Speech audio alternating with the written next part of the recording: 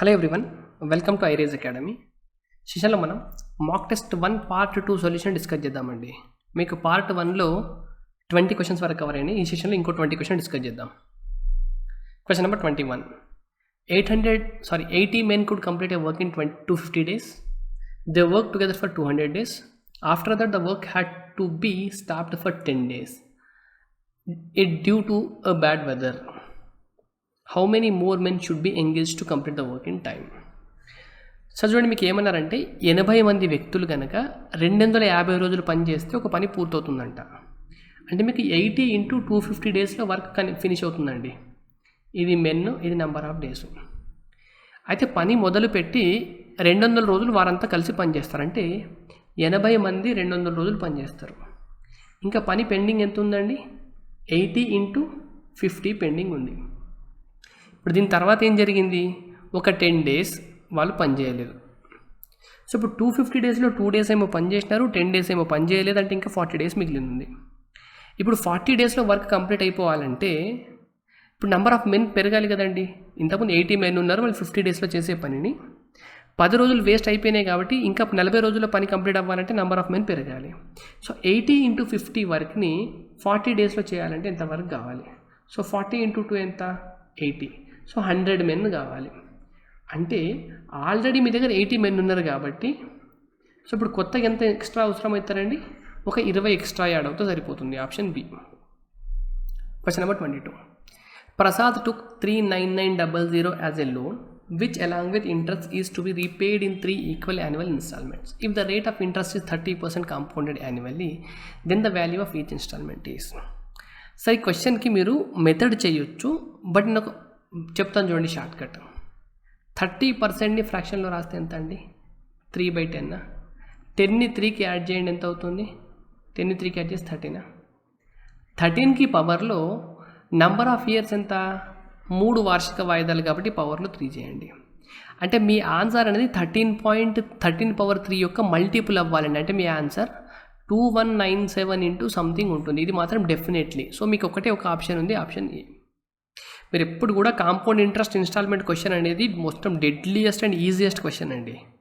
ఏం లేదు, మీరు పర్సెంటేజ్ వాల్యూని ఫ్రాక్షన్ రూపంలో రాయాలి, న్యూమరేటర్ని డినామినేటర్ని యాడ్ చేయాలి.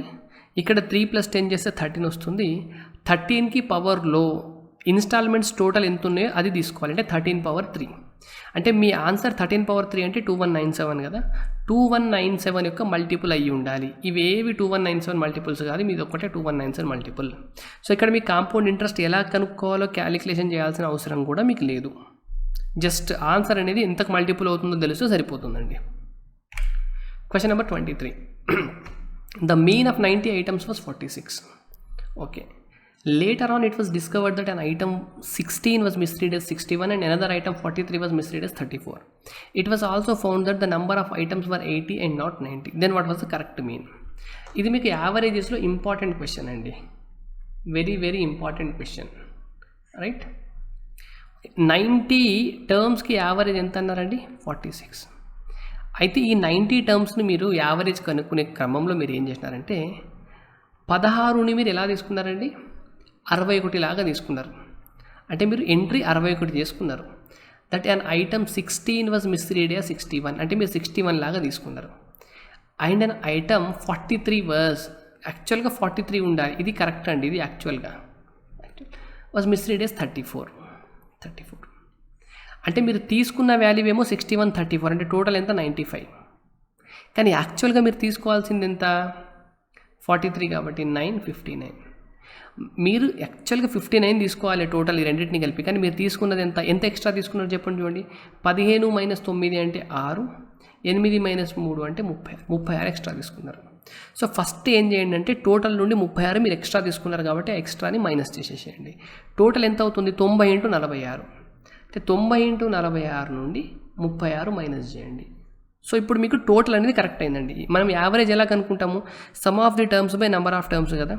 So sum of the terms ఇప్పుడు మీకు కరెక్ట్ అయింది. మీరు 61, 34 తీసుకున్నారు, కానీ మీరు తీసుకోవాల్సింది 16, 43. సో ఇక్కడ 36 ఎక్కువ తీసుకున్నారు కాబట్టి టోటల్ నుండి 36 మైనస్ చేస్తున్నారు. ఇప్పుడు మీకు టోటల్ అనేది ఇప్పుడు కరెక్ట్ అయిపోయింది. కానీ యావరేజ్ క్యాలిక్యులేట్ చేస్తున్నప్పుడు మీరు ఇంతకుముందు number of terms for 80 and not 90, అంటే ఇంతకుముందు మీరు 90 తీసుకున్నారు కానీ యాక్చువల్ నెంబర్ ఆఫ్ టర్మ్స్ ఎంత 80. సో ఇప్పుడు కరెక్ట్ నెంబర్ ఆఫ్ టర్మ్స్ వేసేస్తే మీకు కరెక్ట్ ఆన్సర్ వస్తుంది. చూడండి, ఇప్పుడు మీరు సింప్లిఫై చేయాలంటే నాకు ఇక్కడ 9 కనిపిస్తుందండి. 9 4 36. నేను ఈ పార్ట్ని 9 × 4 రాసుకోవచ్చా? సో మొత్తం నుండి కనుక నేను 9 కామన్ తీసుకుంటే ఇది 460 అవుతుందండి. 10 × 46 అంటే 460. 460 ఇక్కడ ఎంత అవుతుంది? ఒక 4 మిగులుతుంది. 460 - 4 అంటే 456 ఉంటుంది బై 80. 8 10 టైమ్స్ 8 5 40, 8 56. సో 9 × 7 అంటే 63 రావాలి. యూనిట్ డిజిట్ 3 వచ్చిన తర్వాత 0.3 రావాలి, అంటే ఇది రావాలి మీకు. సో మీ ఆన్సర్ ఎక్కడ ఉందండి? 3 సరిపోతుంది. ఇంకా మీరు మొత్తం క్యాలిక్యులేట్ చేయాల్సిన అవసరం లేదు మనకి. Question number 24. సరే, ఈ క్వశ్చన్ మీరు కనుక చేస్తూ ఉంటే మీకు కొంచెం డిఫికల్ట్ అనిపించవచ్చు, బట్ దీన్ని చేసే మెథడ్ తెలవాలండి. మీరు ఇండివిజువల్గా చేసుకుంటూ వెళ్తే మాత్రం కష్టం అయిపోతుంది, బట్ నేను దీన్ని ఎలా చేయాలో చెప్తా చూడండి. మీరు ఫస్ట్ ఇటు సైడ్ నుండి రండి. ఈ 2 పైన, ఈ 2 పైన నెంబర్ ఆఫ్ రూట్స్ ఎన్ని ఉన్నాయండి? ఒకటే రూట్ ఉందా? ఒకటే రూట్ ఉంది కాబట్టి రూట్ అంటే పవర్లో 1/2. ఓకే, ఇంటూ ఈ 4ని నేను 2² రాసుకోవచ్చా? 2² రాసుకోవచ్చు. ఇక్కడ ఒక రూట్ ఉంది, 4 పైన 2 రూట్లు ఉన్నాయి. 2 రూట్లు ఉన్నాయి కాబట్టి మీకు 1/2 × 1/2 రాయాలండి. అంటే 1/2 × 1/2 అర్థమవుతుందా? 1/2 × 1/2 రాసుకోవాలి. 2 రూట్లు ఉన్నాయి కాబట్టి 2 సార్లు రాసుకోవాలి. 2 సార్లు రాసుకోవాలి కాబట్టి 1/2 × 1/2 అంటే నాకు ఏమవుతుంది? 1/4 అవుతుందా? సో నేను డైరెక్ట్గా 1/4 అని రాసుకుంటాను. 1/4 ఇది మీకు అర్థమైపోయింది. నెక్స్ట్ ఎంత ఉంది? 2 ఉంది.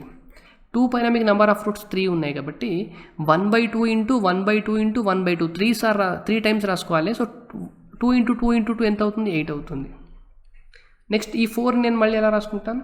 2² రాసుకుంటాను. ఇక్కడ మీకు 4 టైమ్స్ ఉంది కాబట్టి ఇక్కడ మీకు 16 అవుతుందండి. 1/2 × 1/2 × 1/2 × 1/2. సో డినామినేటర్లో మీకు 4 2s వస్తాయి కాబట్టి 16. ఇక్కడ 2 × 5 టైమ్స్ ఉన్నాయి కాబట్టి మీకు ఇక్కడ 1/32 అవుతుందండి. ఈక్వల్ టు 32ని మీకు 2⁵. ఇది కనుక మీరు రాసుకోవడానికి కనుక కొంచెం సింపుల్గా రాసుకోగలిగితే మీరు చేసేసినట్టే. చూడండి, 2⁵1/2. ఇక్కడ అన్నీ మీకు 2s ఉన్నాయి కాబట్టి నేను 2ని పవర్లో యాడ్ చేసుకోవచ్చు కదా. ఓకే, యాడ్ చేసుకున్నప్పుడు ఈ 2 టైమ్స్ క్యాన్సిల్ అవుతే ఇక్కడ మీకు మళ్ళీ 1/2 వస్తుంది.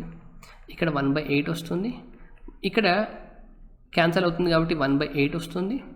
1/32 ఈక్వల్ టు 2⁵a. 2 డినామినేటర్లో 32 ఎల్సిఎం తీసుకుంటే ఇక్కడ 2 ఉంది కాబట్టి ఎంత అవుతుంది? 16 అవుతుంది. 2 16 అవుతుంది. 8 4 టైమ్స్ అవుతుంది. 8 4 టైమ్స్ అవుతుంది. ఇది 1 టైమ్స్. సో 16 4 20 20 41 అంటే 2⁵a. అంటే మీకు 5a ఈక్వల్ టు ఏమవుతుందండి? 41/32 అంతేనా? 5 ఈక్వల్ టు 41/32 × 5 అంటే మీకు 160. సో ఏ వాల్యూ ఎంత వచ్చింది? 41/160. సో ఇటువంటి క్వశ్చన్స్ అప్పుడు మీరు ఏం చేస్తారంటే జనరల్గా 2⁵1/2 × 2² మీరు ఇటు సైడ్ నుండి చేసుకుంటూ వచ్చి ఒక్కొక్క రూట్ని రిమూవ్ చేసుకుంటూ మీరు చేసుకుంటూ వెళ్ళిపోతే మీకు చాలా టైం పడుతుందండి. ఇలా కాకుండా ప్రతి నెంబర్ తీసుకోండి ఇటు నుండి ఇటు. దీనిపైన మీకు నెంబర్ ఆఫ్ రూట్స్ ఎన్ని ఉన్నాయి? ఇంటూ 1/2. 4ని నేను 2² లాగా రాసుకోగలుగుతాను. 4 పైన మీకు 2 రూట్లు వచ్చినాయి కాబట్టి 1/2 ఒకసారి రాస్తారు, 1/2 ఒకసారి రాస్తారు. 1/2 × 1/2 అంటే 1/4 కాబట్టి నేను డైరెక్ట్గా రాసుకోగలుగుతున్నా. ఇలా రాసుకోవడం కనుక మీకు తెలిస్తే ఈజీగా చేయొచ్చండి. Question number 25. On a certain sum, the difference between the compound interest and simple interest for the second year is 1400 and the sum for third year is 4480. What is the sum? Assume that in case of compound interest, compounding is done annually. కొంత నిర్దిష్ట సొమ్ముపై లభించే సాంవత్సరిక చక్రవడ్డీ మరియు బారు వడ్డీ మధ్య భేదం 2వ సంవత్సరానికి 1400 మరియు 3వ సంవత్సరానికి 4480 అయినా అసలు సొమ్ము ఎంత? సరే, ఈ క్వశ్చన్లో కొంచెం కరెక్షన్ ఉందండి. 2వ సంవత్సరానికి కాదు, ఇక్కడ మీరు 2 సంవత్సరాలకి కొంత నిర్దిష్ట సొమ్ముపై లభించే సాంవత్సరిక చక్రవడ్డీ మరియు బారు వడ్డీల మధ్య భేదం. ఇక్కడ మీరు 2 సంవత్సరాలకు ఇది తీసేసి 2 సంవత్సరాలకు అని రాసుకోవాలి. ఇక్కడ 3 సంవత్సరాలకు చాలా తేడా ఉందండి క్వశ్చన్లో. 2వ సంవత్సరానికి తేడా, 3వ సంవత్సరానికి తేడా అనే బదులు 2 సంవత్సరాలకు 3 సంవత్సరాలకు తేడా ఉంటుందండి. సో ఇక్కడ కూడా మీరు ఇంగ్లీష్లో కూడా కరెక్షన్ చేసుకోవాలి. ఫర్ ఇక్కడ 2 ఇయర్స్, ఇక్కడ మీరు ఫర్ 2 ఇయర్స్, ఇక్కడ మీకు ఫర్ ఇది మీకు 3 ఇయర్స్. సరే ఇప్పుడు మనం క్వశ్చన్ చేద్దాం చూడండి. మీరు కాంపౌండ్ ఇంట్రెస్ట్ క్యాలిక్యులేట్ చేస్తున్నప్పుడు ఎట్లా చేస్తారండి? మీరు ఫస్ట్ ఏం చేస్తారంటే ఒక ఏ ఇవి మీకు 3 సింపుల్ ఇంట్రెస్ట్లు వస్తాయండి. ఇప్పుడు మీకు ఏదో ఒక ప్రిన్సిపల్ ఉంది, ప్రిన్సిపల్ పైన ఫస్ట్ ఇయర్ సింపుల్ ఇంట్రెస్ట్ ఏ, సెకండ్ ఇయర్ సింపుల్ ఇంట్రెస్ట్ ఏ, థర్డ్ ఇయర్ సింపుల్ ఇంట్రెస్ట్ ఏ వచ్చింది అనుకోండి. సెకండ్ ఇయర్లో ఫస్ట్ ఇయర్ వచ్చిన దానిపైన బి వస్తుంది, థర్డ్ ఇయర్లో దీనిపైన బి వస్తుంది, దీనిపైన బి వస్తుంది, అండ్ దీనిపైన సి వస్తుంది. ఫస్ట్ ఇది మీకు తెలుసా? కాంపౌండ్ ఇంట్రెస్ట్లో మీరు ఇంట్రెస్ట్ క్యాలిక్యులేట్ చేస్తున్నప్పుడు మీకు 3 ఇయర్స్లో 3 సింపుల్ ఇంట్రెస్ట్ వస్తాయి. ఈ ఏ పైన సెకండ్ ఇయర్లో మీకు ఒక సింపుల్ ఇంట్రెస్ట్ వస్తుంది, అది బి. ఈ ఏ పైన మీకు బి వస్తుంది, ఈ ఏ పైన బి వస్తుంది, ఈ బి పైన సి వస్తుంది. ఇది కనుక మీరు తెలిస్తే క్వశ్చన్ ఈజీగా చేయొచ్చండి. ఇప్పుడు మీకు ఏమన్నారు? 2 సంవత్సరాలకి కాంపౌండ్ ఇంట్రెస్ట్కి సింపుల్ ఇంట్రెస్ట్కి మధ్య తేడా. 2 సంవత్సరాలకి కాంపౌండ్ ఇంట్రెస్ట్కి సింపుల్ ఇంట్రెస్ట్కి తేడా ఎంత? ఇది 2 ఇయర్స్కి కదండి. 2 ఇయర్స్లో సింపుల్ ఇంట్రెస్ట్ వాల్యూ ఏమో 2a, కాంపౌండ్ ఇంట్రెస్ట్ వాల్యూ ఏమో 2a ప్లస్ బి. అంటే డిఫరెన్స్ అంటే ఈ బీనే కదా. అంటే మీకు బి వాల్యూ 1440 అని ఇచ్చినారండి. ఇప్పుడు 3 సంవత్సరాల కనుక మీరు తీసుకుంటే 3 సంవత్సరాలకి సింపుల్ ఇంట్రెస్ట్కి కాంపౌండ్ ఇంట్రెస్ట్కి డిఫరెన్స్కి తేడా ఏందండి? ఇది మీకు 3 సంవత్సరాలు కదా. 3 సంవత్సరాల్లో సింపుల్ ఇంట్రెస్ట్ వాల్యూ ఏమో మీకు 3a, కానీ compound interest value 3a plus 3b plus 3c. అంటే 3 ఇయర్స్కి కాంపౌండ్ ఇంట్రెస్ట్కి సింపుల్ ఇంట్రెస్ట్కి డిఫరెన్స్ మీకు ఈ మొత్తం వాల్యూ 3b ప్లస్ c. అంటే మీకు 3b ప్లస్ c వాల్యూవే మీకు 4480 అన్నారండి. మీకు ఆల్రెడీ 1400 వాల్యూ అనేది తెలుసు B value. So B value ఇక్కడ సబ్స్టిట్యూట్ చేసుకుంటే ఇది 4200 అవుతుంది, ప్లస్ సి ఈక్వల్ టు 4480. అంటే సి వాల్యూ ఎంత వచ్చిందండి? 218 వచ్చిందా? సి ఏందండి మీకు? సి అనేది బి పైన పర్సెంటేజ్ అప్లై చేస్తే వస్తుంది. అంటే 280 బై బి వాల్యూ ఎంత? 1400 ఇంటూ 100 చేస్తే 2 zeros క్యాన్సల్, 14 2 28 0. అది ఇది మీకు ఆర్ వాల్యూ అండి.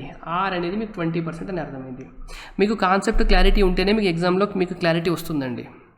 మీకు కాంపౌండ్ ఇంట్రెస్ట్ని మీరు ఈ రకంగా రాసుకోగలగాలి. మనం ఏఏఏ బీబీబీసీ. మీరు 2 సంవత్సరాలకి కాంపౌండ్ ఇంట్రెస్ట్కి సింపుల్ ఇంట్రెస్ట్కి తేడా ఏంటంటే ఒక బి మాత్రమే తేడా. మీకు 2 సంవత్సరాలు సింపుల్ ఇంట్రెస్ట్ ఏమో 2a అవుతుంది, కాంపౌండ్ ఇంట్రెస్ట్ ఏమో 2a ప్లస్ b అవుతుంది. డిఫరెన్స్ ఎంత? b.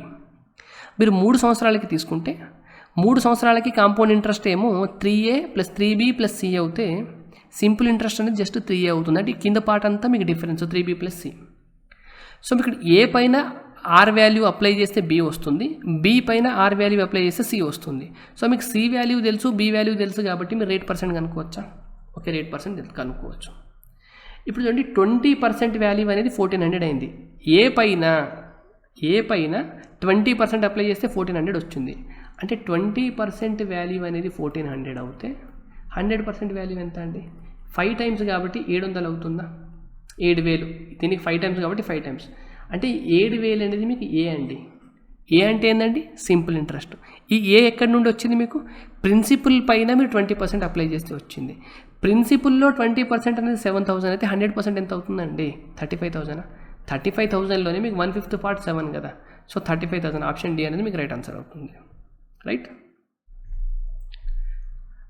ఈ క్వశ్చన్లో మీకు ఇక్కడ షేడెడ్ రీజియన్ ఉందా? ఈ పార్ట్ ఏరియా కనుక్కోవాలండి. ఈ పార్ట్ ఏరియా కనుక్కోవాలంటే ఫస్ట్ మీరు దీన్ని ఈ 3 సర్కిల్స్ యొక్క సెంటర్స్ని డ్రా చేయండి. ఇది ఏ, ఇది ఏ, ఇది ఏ, ఇది ఏ, ఇది ఏ, ఇది ఏ అని ఇచ్చినారండి. మనకి వ్యాసార్థాలు ఏ అని చెప్పినారు. ఇప్పుడు 3 ఈ ట్రయాంగిల్ యొక్క 3 సైడ్స్ ఈక్వల్ కాబట్టి ఇది ఈక్విలేటరల్ ట్రయాంగిల్ అవుతుందా? నాకు ఇప్పుడు ఈక్విలేటరల్ ట్రయాంగిల్ ఏరియా నుండి ఇప్పుడు మీకు ఆ మధ్యలో ఉన్న షేడెడ్ రీజియన్ కావాలంటే మీరు ఏం చేస్తే సరిపోతుంది? ఈక్విలేటరల్ ట్రయాంగిల్ ఏరియా నుండి ఈ ఏరియా, ఈ ఏరియా, ఈ ఏరియా మైనస్ చేస్తే వస్తుందా? అంటే ఈక్విలేటరల్ ట్రయాంగిల్ ఏరియా ఎంత? √3/4 a². అంటే √3/4 a² అంటే సైడ్ మీకు 2a ఉంది కాబట్టి 2a² అంటే 4a². దీని నుండి మీరు ఈ 3 పార్ట్స్ ఉన్నాయా? ఈ పార్ట్, ఈ పార్ట్ అండ్ ఈ పార్ట్ ఏరియాస్ మైనస్ చేయాలి. ఇక్కడ ఈక్విలేటరల్ ట్రయాంగిల్లో మీకు ఎంత డిగ్రీస్ ఉంటుందండి? అంటే ఇది ఒక 60 degrees, ఇది ఒక 60 degrees, ఇది ఒక 60 degrees. అంటే టోటల్ ఎంత అవుతుంది? 180 degrees. 180 degrees అనేది మీకు సర్కిల్లో హాఫ్ పార్ట్ కదా. అంటే πr²/2 అప్లై చేస్తే సరిపోతుంది. పై ఆర్ వాల్యూ ఎంత? రేడియస్ ఈ రేడియస్ ఏ కదా, πa²/2. సో ఇక్కడ 4 క్యాన్సల్ అవుతుంది. √3a² minus π/2 a². మీరు a² కనుక కామన్ తీసుకుంటే 2 కనుక ఎల్సిఎం తీసుకుంటే 2√3 మైనస్ π, 2√3 మైనస్ π/2 a² అనేది మనకి రైట్ ఆన్సర్ అండి. Question number 27. Two boats A and B start towards each other from two places 135 km apart. Speed of the boat A and B in still water are 12 and 15 respectively. If A proceeds down and B up, they will meet after. Very easy question కదండి. 135 by ఈ రెండింటి మధ్య distance ఏమో 135 ఉంది. ఒకటేమో కిందికి వస్తుంది, ఇంకోటేమో పైకి వస్తుంది. దీని స్పీడ్ ఏమో 12 ఉంది, దీని స్పీడ్ 15 ఉంది అనుకోండి. ఇక్కడ మీకు స్ట్రీమ్ స్పీడ్ ఫర్ ఎగ్జాంపుల్ ఇది ఏ అనుకుంటే స్ట్రీమ్ స్పీడ్ని కనుక మీరు ఎస్ అనుకున్నారనుకోండి, ఇక్కడ 12 + అవుతుంది, ఇక్కడ 15 - S అవుతుంది. సో రెండు ఒకదాని వైపు ఒకటి వస్తున్నప్పుడు మీరు ఎస్ అనేది మీకు నల్లిఫై అయిపోతుందండి, ఎందుకంటే ఎలాగో క్యాన్సిల్ అవుతాయి. మీకు టోటల్ డిస్టెన్స్ పై రెండు ఆపోజిట్ డైరెక్షన్లో వస్తున్నప్పుడు ఈ రెండింటిని యాడ్ చేస్తారు కదా, రెండింటిని యాడ్ చేస్తున్నప్పుడు ఎస్ - S క్యాన్సిల్ అయిపోతుంది కదా. సో ఇప్పుడు మీరు దీన్ని ఆలోచించాల్సిన అవసరం కూడా లేదు. సో 17 + 15 ఎంత? 27. 27 ఎన్నిసార్లు క్యాన్సిల్ అవుతుంది? 5. అంటే 5 అవర్స్లో ఈ రెండు కలుసుకుంటాయి అన్నట్టు మనకి. Question number 28. 3 science classes A, B, C takes life science test. The average score of A is 83, B is 76, C is 85. The average of A and B is 79, B and C is 81. The average of A, B, C is. Very very very important question అండి, గుర్తుపెట్టుకోండి question మీరు. Okay, ఏకి బీకి సికి average ఎంత అన్నారండి మీకు?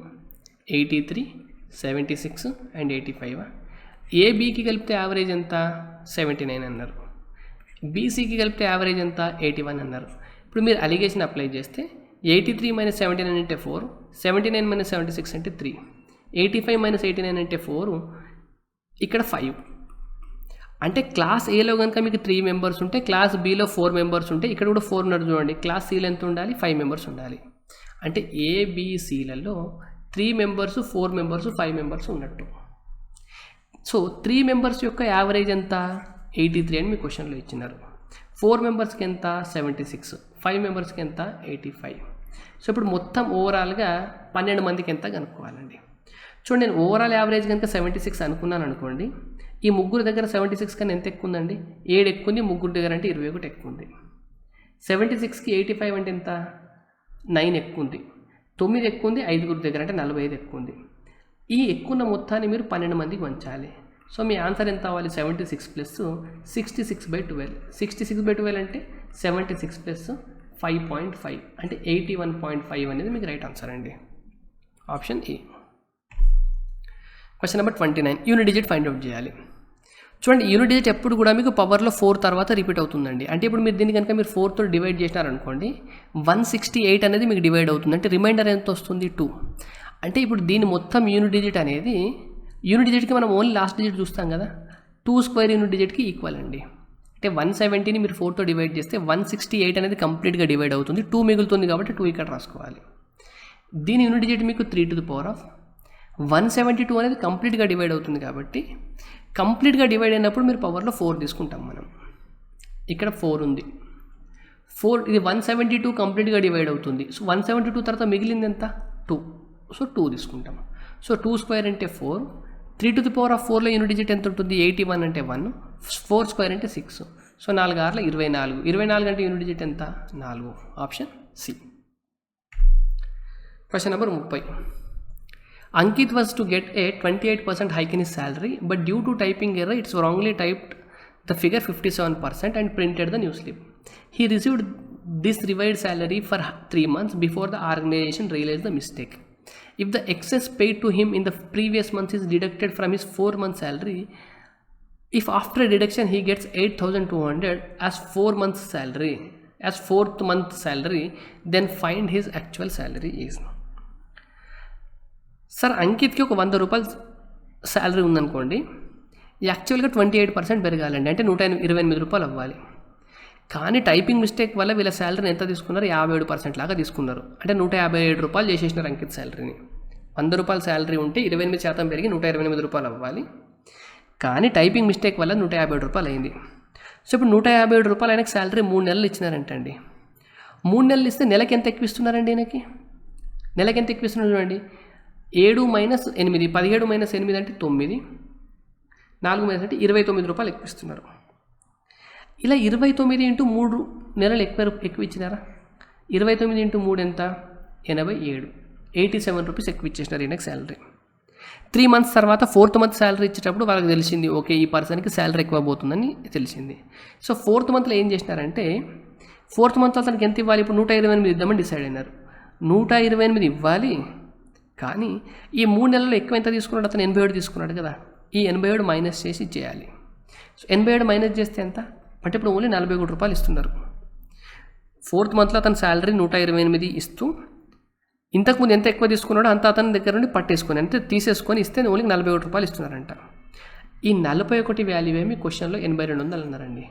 41 value 8200 అయితే అయినా అతని అసలు జీతం ఎంత? 128 అనేది అసలు జీతం కదా. చూడండి దీనికి డబల్ ఉంది, సో దీనికి డబల్ అంటే మీకు 256, so 00. Option D. Question number 31.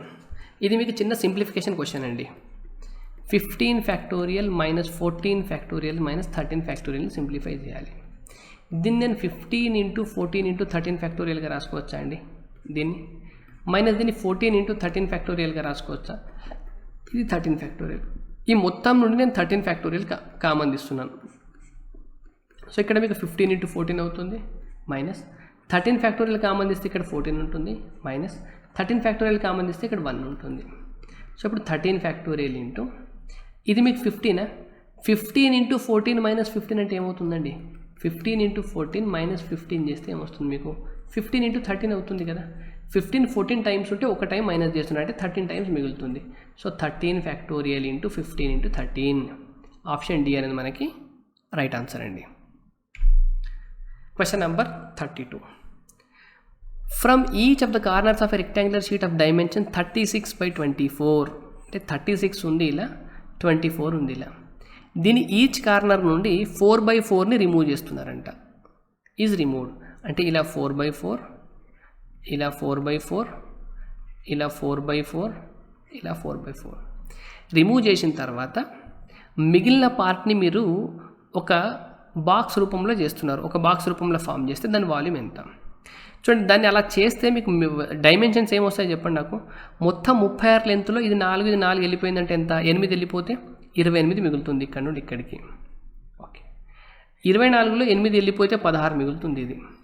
అంటే ఇప్పుడు మీకు ఫామ్ అయ్యేది ఎలా ఫామ్ అవుతుందంటే మీ బాక్స్ అనేది ఇలా ఫామ్ అవుతుందండి. ఇలా ఫామ్ అయ్యి ఈ కట్ చేసిన 4 మీటర్స్ ఉందా, ఇది మీకు హైట్ అవుతుంది.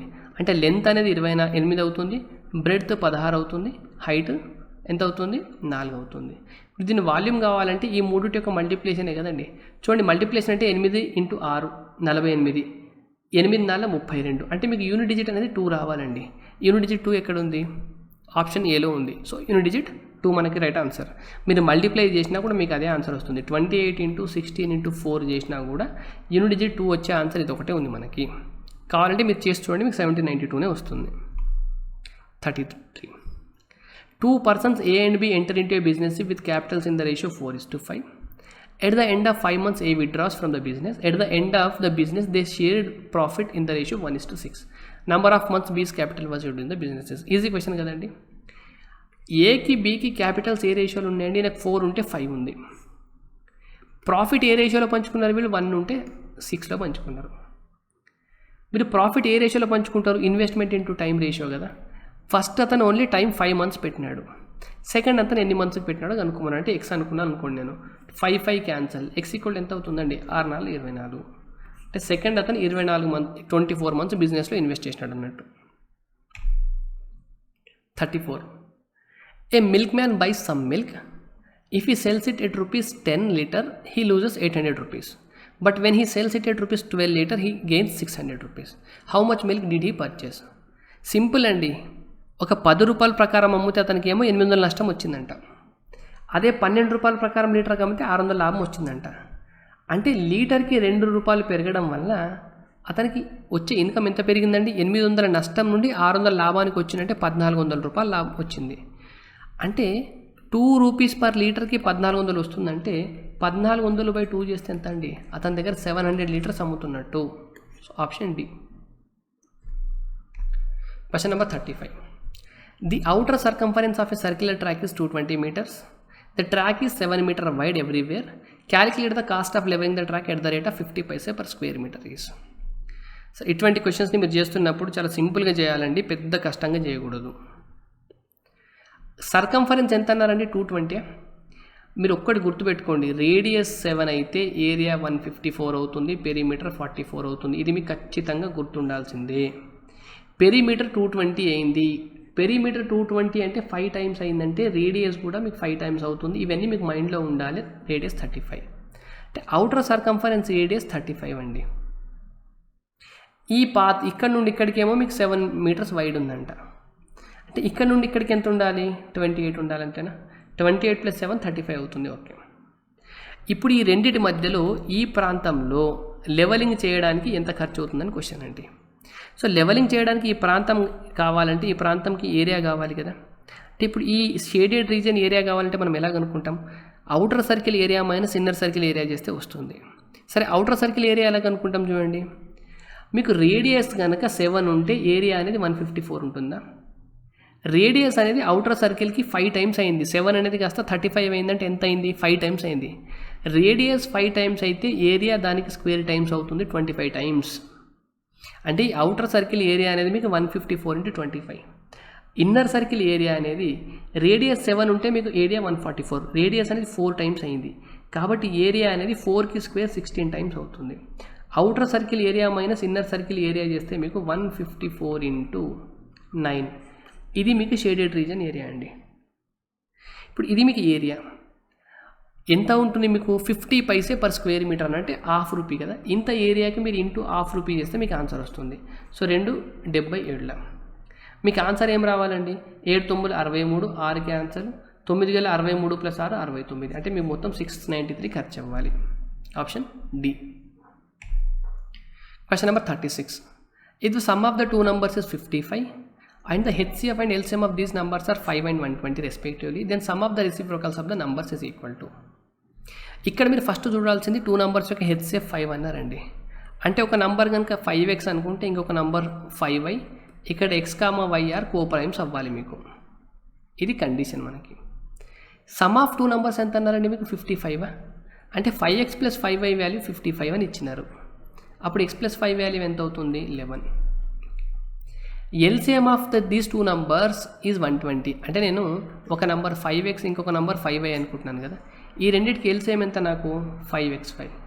5xy వాల్యూ నాకు 120 అన్నారు. ఇప్పుడు నాకు కనుక్కోమనేది ఏముంది? Some of the reciprocals of the 2 numbers. అంటే ఫస్ట్ నెంబర్ యొక్క రెసిప్రోకల్ ఏమి? 1/5x, second number reciprocal 1/5y. ఈ రెండింటి సమ్ కనుక్కోవాలి. సో 5xy/x + y అవుతుంది. చూడండి, ఇక్కడ మీకు x + y వాల్యూ 11 అని తెలుసు, ఇక్కడ 5xy వాల్యూ మీకు 120 అని తెలుసు. అంటే మీ answer 11/120. Option C. Question number 37. The length, breadth and height of a room are in the ratio 3:2:1. The sum of their dimensions is 18. If the walls and the ceiling of this room is to be painted at the rate of 15 per square kilometer, expenditure involved is. ఇటువంటి చేస్తున్నప్పుడు మీరు paper మీద ఎక్కువ రాయొద్దండి. చూడండి, length, breadth, height యొక్క dimension 3:2:1 అంటే 3 + 2 5, 5 + 1 6. ఈ total value మీకు 18 అన్నారు. అంటే 6 parts వాల్యూ 18 అయితే 1 part వాల్యూ 3 అవ్వాలా? అంటే లెంత్ ఎంత అవ్వాలండి? లెంత్ 9 అవ్వాలి, బ్రెడ్త్ 6 అవ్వాలి, హైట్ ఎంత అవ్వాలి? 3 అవ్వాలి. చూడండి, 3:2:1 రేషియో ఉంది, సమ్ 18 అయింది. ఓకే, ఇప్పుడు ఈ డైమెన్షన్స్ ఉన్న ఒక రూమ్కి మీరు ఏం చేస్తున్నారంటే చుట్టూ పెయింటింగ్ వేస్తున్నారు అండ్ సీలింగ్కి పెయింటింగ్ వేస్తున్నారు. కింద ఫ్లోరింగ్కి ఎట్లా మనం పెయింటింగ్ వేయం కాబట్టి, అంటే 4 గోడలకి అండ్ పైన సీలింగ్కి పెయింటింగ్ వేయడానికి ఎంత ఖర్చు అవుతుంది? ఇది 15 per square meter అయితే టోటల్ ఎంత ఖర్చు అవుతుందని క్వశ్చన్ అండి. ఓకే, ఇక్కడ చూడండి, 4 walls అంటే 4 walls యొక్క మనకి ఏరియా ఎలాగ అనుకుంటాం? 4 walls అంటే లాటరల్ సర్ఫేస్ ఏరియా కదా. లాటరల్ సర్ఫేస్ ఏరియాకి ఫార్ములా ఏముంటుంది? Perimeter of base into height అండి. Perimeter of base into height. Perimeter of base ఎంతంట? Length plus breadth. 9 + 6 అనేది 15 అవుతుంది. 9 + 6 15. అంటే మీకు 2 లెంత్స్ ఉంటాయి, 2 బ్రెడ్స్ ఉంటాయి కాబట్టి 2 × L + B అంటే 30 అవుతుంది. 30 ప్లస్ హైట్ ఎంత? 3. ఓకే, మీకు సీలింగ్ ఏరియా ఏముంటుందండి? Ceiling area is equal to మీకు ఫ్లోర్ ఏరియా కదా. మీకు ఫ్లోర్ ఎంత ఉంటుందో సీలింగ్ కూడా అంతే ఉంటుంది కాబట్టి ఫ్లోర్ ఏరియా అంటే length into breadth. 9 ceiling area. Okay, 9 × 6 54. 90 + 54 ఎంత? 144. టోటల్ ఏరియా మీకు 144 వచ్చింది. మీరు చేయాల్సింది ఎంత? 1 మీటర్కి 15 రూపాయలు. సో 144 × 15 అంటే ఎంత వస్తుంది? 72 × 3 చేస్తే రావాలండి మీకు. So 15 60 6 carry 15 60 66 15 + 6 21 2160 option D. Question number 38. A is efficient as B and C together. Working together, A and B can complete a work in 24 days and C alone can complete the work in 48 days. A and C work together for 10 days. B alone will complete the remaining work in. ఇక్కడ చూడండి, A is as efficient as B and C together. అంటే Aకి B + Cకి కలిపి ఇచ్చినారండి మీకు ఒక relationship. A అనే వ్యక్తి BC కలిపి ఎంత పని చేస్తారో అంత పని చేస్తారంట, అంటే అంత ఎఫిషియెంట్ అంట. అంటే బీసీ కలిపి సేమ్ టైంలో ఎంత పని చేస్తారో ఏ ఒక్కడే ఎంత పని చేస్తాడు. అంటే ఎఫిషియన్సీ సేమ్ టైంలో వీళ్ళు ఒక్క యూనిట్ వర్క్ చేస్తే ఇతను కూడా ఒక్క యూనిట్ వర్క్ చేస్తాడు అన్నట్టు. ఇది పక్కన పెట్టేసేయండి. Working together A and B can complete a work in 24 days. చూడండి, A + B కలిపి 24 daysలో చేస్తారంట. ఇది డేస్ గురించి మాట్లాడుతున్నాం మనం. C 48 daysలో చేస్తారంట. చూడండి, మీకు డేస్ ఈ రేషియోలు ఉంటే ఎఫిషియన్సీ ఏ రేషియోలు ఉంటాయండి, వీటికి రివర్స్ రేషియోలు ఉంటాయి కదా. ఇది మీకు 1:2 రేషియోలు ఉంటే ఇది మీకు 2:1 రేషియోలు ఉండాలి, అంతేనా. A + B కలిపి 24 daysలో చేస్తే C 48 daysలో చేస్తే ఇది మీకు 1:2 రేషియోలు ఉంటే ఎఫిషియన్సీ 2:1 రేషియో ఉండాలి. సరే, ఇక్కడ అబ్జర్వ్ చేస్తే మీకు A + B + C ఈ వర్క్ ఏమో 2, A + B + C ఇక్కడేమో 3 వచ్చింది. అలా ఉండొద్దు కదా. A + B + C ఎఫిషియన్సీ ఎక్కడ తీసుకున్నా కూడా మీకు సేమ్ రావాలి. చూడండి, ఇక్కడ 2 వచ్చింది, ఇక్కడ 3 వచ్చిందంటే 2కి 3కి ఎల్సిఎం ఎంత, 6 కదా. 6 కావాలంటే నేను ఇక్కడ *2 చేస్తున్నాను, ఇక్కడ *2 చేస్తున్నాను, అంటే ఇక్కడ 4 అయిపోయింది, ఇది 2 అయింది. ఇక్కడ *3 చేస్తున్నాను, ఇక్కడ *3 చేస్తున్నాను, చేయొచ్చు కదా. ఇది 3, ఇది 3. అంటే టోటల్ వర్క్ ఏమో 6 యూనిట్స్ అయితే, సరే టోటల్ ఎఫిషియన్సీ ముగ్గురు 6 యూనిట్స్ అయితే ఏ ఎఫిషియన్సీ ఎంత అండి, 3. A + Bది ఎంత, 4. అంటే దీంట్లో ఏది 3, Bది 1. A ఎఫిషియన్సీ 3, B ఎఫిషియన్సీ 1, అంతేనా. ఇది C efficiency. A efficiency 3, B efficiency 1, C efficiency 2 అని వచ్చిందా, వచ్చింది. ఇక్కడ నుండి చూడండి, A + B కలిపి 24 రోజుల్లో పని చేస్తారంట. A + B రోజుకి ఎంత వర్క్ చేస్తున్నారంటే 4 యూనిట్లు. అంటే టోటల్ వర్క్ ఏమైంది మీకు, టోటల్ వర్క్, ఇది టోటల్ వర్క్ కదా, 24 × 6 అయింది, అంటే 96 మీ టోటల్ వర్క్ అయింది. సారీ, 24 × 4 96 అయింది. ఇప్పుడు చదవండి, ఆ పనిని A మరియు C కలిసి 10 రోజులు చేసిన తర్వాత AC 10 రోజులు చేస్తారంట. A ఎఫిషియన్సీ ఎంత, 3. C ఎఫిషియన్సీ ఎంత, 2. 3 + 2 ఎంత, 5. అంటే రోజుకు 5 అంటే 10 daysలో ఎంత, 50 చేస్తారు. 50 అయిపోయిన తర్వాత మిగిలిన వరకు ఎంత, 46. B ఒక్కడే మిగతా పని 2 రోజుల్లో పూర్తి చేయడు. 46 యూనిట్స్ని B రోజుకు 1 యూనిట్ వర్క్ చేస్తాడు కాబట్టి 46 daysలో కంప్లీట్ చేస్తాడు, అంతే కదా. Option A. Question number 39. In a group of people, 72% drink coffee, 44% drink tea. If each person drinks coffee or tea and there are 40% who drink both, then the number of people in the group. ఈ క్వశ్చన్ని మీరు Venn diagram వేసి చేస్తామండి. ఇక్కడ చూడండి, coffee తాగేవాళ్ళు 72 అండి, tea తాగేవాళ్ళు 44%. ఓవరాల్గా మీకు 100 ఉండాలి. 72ని 44ని యాడ్ చేస్తే మీకు ఎంత వస్తుంది, 6, 7 + 4 11. అంటే ఈ 16% ఎక్కువ వచ్చిందా, టోటల్ 100 రావాలి. 16 ఎందుకు ఎక్కువ వచ్చిందంటే ఈ 16 అనేది వీళ్ళు కామన్గా తాగేవాళ్ళని అంటండి. 72ని మీరు 44ని యాడ్ చేస్తే 116 వస్తుంది. మీరు జనరల్గా రెండింటిని కలిపితే మీరు 100% ఉండాలి. 16% ఎందుకు ఎక్కువ వచ్చిందంటే 16% అనేది కామన్ కేటగిరీ. వీళ్ళు 2 తాగుతారు, కాఫీ తాగుతారు, టీ తాగుతారు. అలా 40 మెంబర్స్ ఉన్నారంట హూ డ్రింక్ బోత్. అంటే 16 parts వాల్యూవే మీకు 40 అయితే 100 parts వాల్యూ ఎంత, 16 ఇది 2.5 times అండి. సో 2.5 × 100 అంటే 250 మీకు right answer, option A. Question number 40. The number of positive integrals divisors of 37,800. 37,800కి మీరు ఫ్యాక్టర్స్ కనుక్కోవాలి. 378 × 100గా రాసుకోవచ్చు, నేను దీన్ని రాసుకోవచ్చు. చూడండి, దీన్ని అబ్జర్వ్ చేస్తే 7, 3, 10 + 8 18 అంటే 9 మల్టిపుల్ కాబట్టి 9 × 36, 9 × 2 18. దీన్ని నేను 5² × 2² రాసుకోవచ్చు, 100 అంటే. అంటే ఇప్పుడు చూడండి, దీన్ని 3² రాసుకోవచ్చు. 7 × 6 42 కదా, అంటే 7 × 2 × 3గా రాసుకోవచ్చు. 5² × 2². 3² ఇక్కడ ఉంది, 3 ఇక్కడ ఉందంటే ఓవరాల్గా నేను 3³ రాసుకోవచ్చు. 7 ఒకటే దగ్గర ఉంది కాబట్టి నేను 7 రాసుకోవచ్చు. 2 ఇక్కడ ఉంది, ఇక్కడ ఉంది కాబట్టి 2², ఇంకొక 2 అంటే 2³ ఇది 5², అంతేనా. నంబర్ ఆఫ్ ఫ్యాక్టర్స్ అంటే ఏం చేస్తామండి, మనం పవర్లో ఉన్నదానికి ఒకటి యాడ్ చేస్తాం. 3 + 1 × 1 + 1 అంటే 2, 3 + 1 అంటే 4, 2 + 1 అంటే 3, ఇటు మల్టిప్లై చేస్తాం. 3 నెలల 12, 12 నెలల 24, 24 నెలల 96. సో 96 అనేది మనకు రైట్ ఆన్సర్, ఆప్షన్ బి అండి. రైట్.